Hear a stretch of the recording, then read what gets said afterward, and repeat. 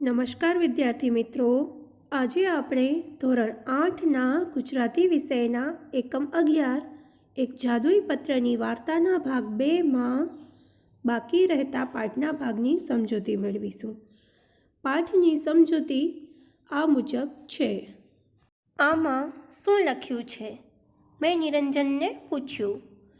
લેખક કહે છે કે આમાં શું લખ્યું છે એમ મેં નિરંજનને પૂછ્યું. એની તો મને પણ સમજ પડતી નથી, પણ આ મારા એક દૂરના કાકાનો લખેલો પત્ર છે. મારા કાકા પોતે પણ એમણે એકવાર લખેલું લખાણ ફરી વાંચે છે ત્યારે પૂરું ઉકેલી શકતા નથી. એમણે આ પત્ર આપીને મને મારા કાકી પાસે મોકલ્યો હતો. આમ તો મારા કાકી પણ મારા કાકાનું લખેલું કશું વાંચી શકતા નથી. વેવિશાળ પછી મારા કાકાએ મારા કાકીને જે પત્રો લખેલા તે કાકીએ લગ્ન પછી મારા કાકા પાસે વંચાવવાનો પ્રયત્ન કરેલો.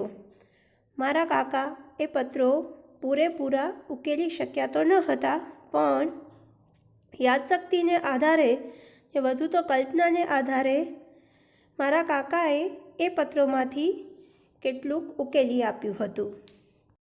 આજે પણ મારા કાકાના એ પ્રેમપત્રો ખુલ્લા રખડતા હોય છે, કેમ કે કોઈ એ વાંચી જાય તેવો ભય હોતો નથી. નિરંજન એના કાકાના અક્ષરો ઉકેલી શકતો ન હતો, પણ એ અક્ષરો વિશેનો એનો અભ્યાસ ઘણો ઊંડો હોય એમ લાગ્યું. નિરંજન થોડી વાર માટે અટક્યો.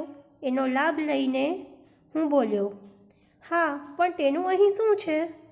ફિલ્મ ન જોવાય એટલે શું આ પત્ર ઉકેલવામાં 3 કલાક ગાળવા છે? અને જો એવો વિચાર હોય તો મારો મત સ્પષ્ટ છે કે 3 કલાક તો શું, પણ 3 ભવે આ ન ઉકલે. નિરંજન લેખકને કહે છે કે પત્રમાં શું લખ્યું છે એની તો મને પણ સમજ પડતી નથી, પણ આ મારા એક દૂરના કાકાનો લખેલો પત્ર છે અને એ કાકા પોતે પણ એકવાર એમનું લખેલું ફરીવાર વાંચે ત્યારે પૂરું ઉકેલી શકતા નથી. એમણે આ પત્ર આપીને મને મારા કાકી પાસે મોકલ્યો હતો અને કાકી પણ એ લખેલું કશું વાંચી શક્યા નથી. વેવિશાળ એટલે કે સગાઈ પછી કાકાએ કાકીને જે પત્રો લખેલા તે પત્રો લગ્ન પછી તેમણે કાકા પાસે વંચાવવાનો પ્રયત્ન કર્યો હતો, પરંતુ કાકા પણ એ પત્રો પૂરેપૂરા ઉકેલી શક્યા ન હતા, પરંતુ યાદશક્તિ અને કલ્પનાને આધારે એમણે એ પત્રોમાંથી કેટલુંક ઉકેલી આપ્યું હતું. અને આજે પણ મારા કાકાના એ પ્રેમપત્રો છે એ રખડતા હોય છે, કારણ કે એ કોઈ વાંચી જાય એવો ભય કે બીક તો હોતી જ નથી. અને નિરંજન એના કાકાના અક્ષરો ઉકેલી શકતો ન હતો, પરંતુ એ અક્ષરો વિશેનો એનો અભ્યાસ ઘણો ઊંડો હતો એવું લેખકને લાગ્યું. નિરંજન થોડીવાર માટે અટક્યો. એનો લાભ લઈને લેખક બોલ્યા, પણ તેનું અહીં શું છે? આ વાત તું મને શું કામ કરે છે? અને ફિલ્મ ન જોવાય એટલે શું આ પત્ર ઉકેલવામાં 3 કલાક આપણે ગાળીશું? એમાં સમય બરબાદ કરવાના છીએ? અને જો તારો વિચાર આવો જ હોય તો હું સ્પષ્ટ કહી દઉં છું કે 3 કલાક તો શું, 3 ભવ પણ આ ન ઉકલે. એટલે 3 ભવ જેટલો સમય જાય તો પણ આ પત્ર પૂરેપૂરો ઉકેલી શકાય કે વાંચી શકાય એવો નથી. તેથી જ મને લાગે છે કે આપણે ફિલ્મ જોઈ શકીશું, નિરંજને કહ્યું. નિરંજને કહ્યું કે આ પત્ર ઉકેલી શકાય તેવો નથી, તેથી જ મને લાગે છે કે આપણે ફિલ્મ જોઈ શકીશું. કેવી રીતે?